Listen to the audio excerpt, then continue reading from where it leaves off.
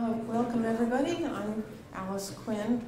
I want to share with you that the song you've been listening to was composed by Dan Adonazio, the husband of Max's great friend Elizabeth Metzger, and himself a great friend of Max's. Max married them, actually. The song is called Life Beyond Life, and the free lines are Sarah Rule's words to Max, and the chorus Max's to her from their letters to each other.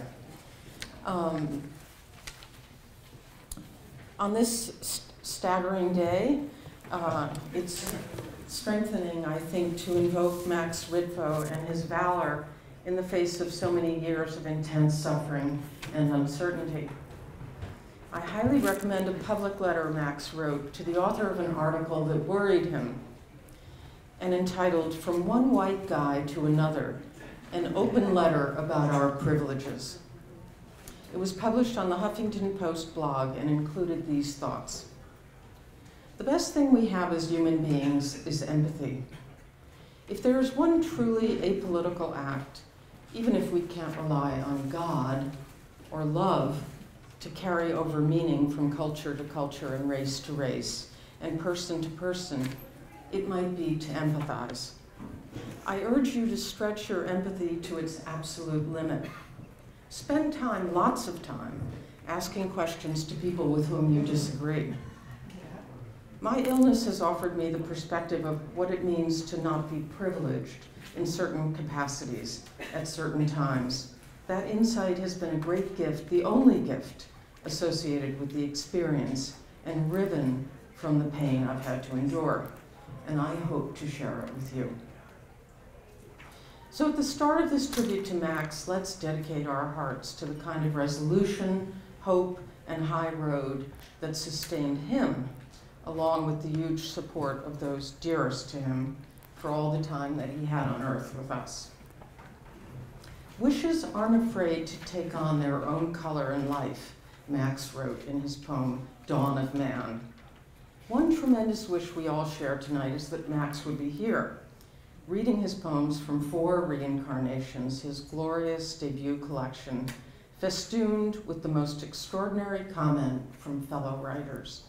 And we would all be just as we are, the audience eager to hear those poems, as so many of us were a year and a half ago at the West 13th Street Repertory Theater as he read from Eons, his Poetry Society of America chapbook, chosen by Jean Valentine, also there that evening as she is tonight. Max, aglow in the red kimono, which his wife Victoria is wearing tonight. Stand up, Victoria, in the kimono.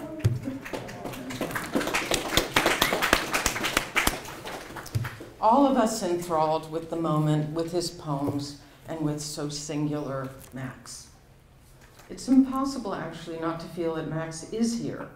So this gathering is for you, Max, and for we who are missing you, but who will relish your afterlife, your immortality in your amazing poems. Tonight we celebrate, too, the exquisite friendships and bonds you cultivated, the people you nourished with your presence everywhere your spirit alighted, and the gold bloom of your head, as you put it, was treasured, imbued as it was with your so specific, Max, energy and concentration, wit and sweetness, infinitely durable and palpable love of literature, living, and others.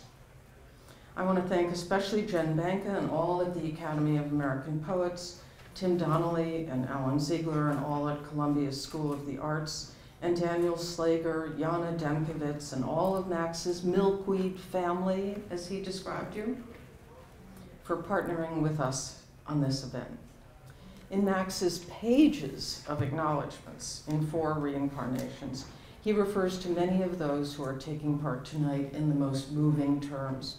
And we are deeply gratified to have so many of them here tonight, family members, cherished teachers, and dear friends, among them William Zabel, along with Max's wife, Victoria, to whom he addressed some of the greatest poetic triumphs in his book. And his mother, Ariella Ritvo-Slifka, in his words, my spirit guide, my healer, my larger than life. Please welcome her now.